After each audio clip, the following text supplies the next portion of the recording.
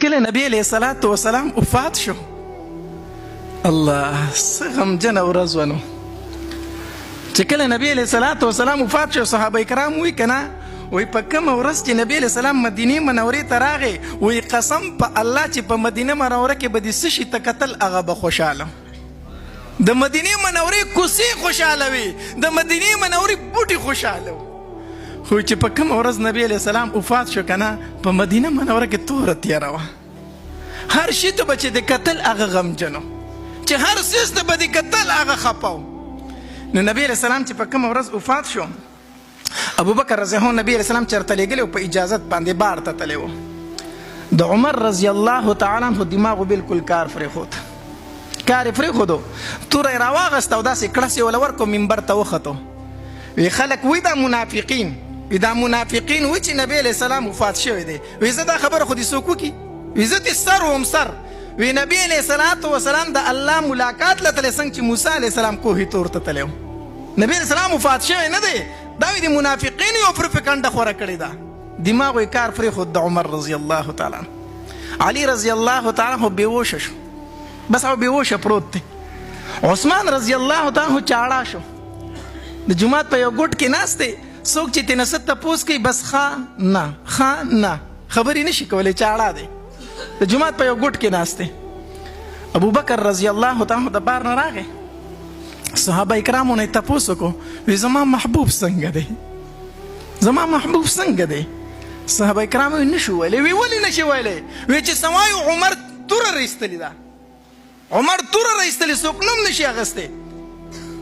ډاریک ورغی او د خپلې لور کوټې ته ورغی، د عایشې بیبي چې وایي کتل په نبي علیہ الصلوۃ والسلام باندې څادر پروت دی، دا څادر یې دې اوچت کو او په نبي علیہ السلام را پرېوته او په دې تندي ښکل کو، وی طبت حیا و میتا، و زما محبوبه څومره په ژوند ښکلی وې، څومره په وفات ښکلی یې، چې په ژوندانه څنګه ښکلی وي، په وفات د هغې نه ډېر ښکلی وي.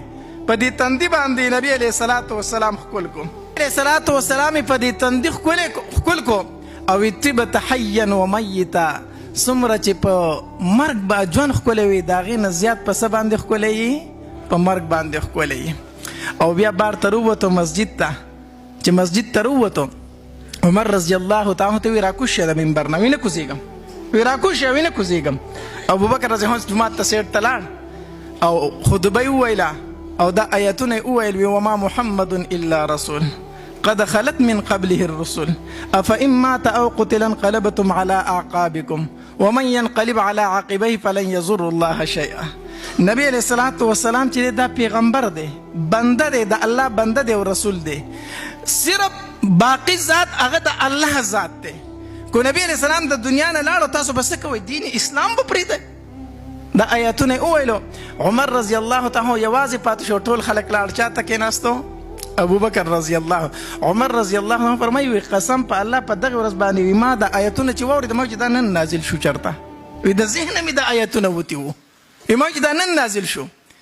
داسې د نبی علیہ الصلوۃ والسلام سره د صحابه کرامو سوا مینه وه، عشق و. نو خبره مې دا کوله چې د داسې پروګراماتو مقصد او مطلب هغه د نبی علیہ الصلوۃ والسلام سره څه پیدا کولی؟ عشق پیدا کولی، محبت پیدا کولی. ځکه بغیر د دین انسان مسلمان پاتې کېدی نشي چې د نبی علیہ السلام محبت او مینه په زړه کې وینه. پوهېږئ که نه پوهېږئ؟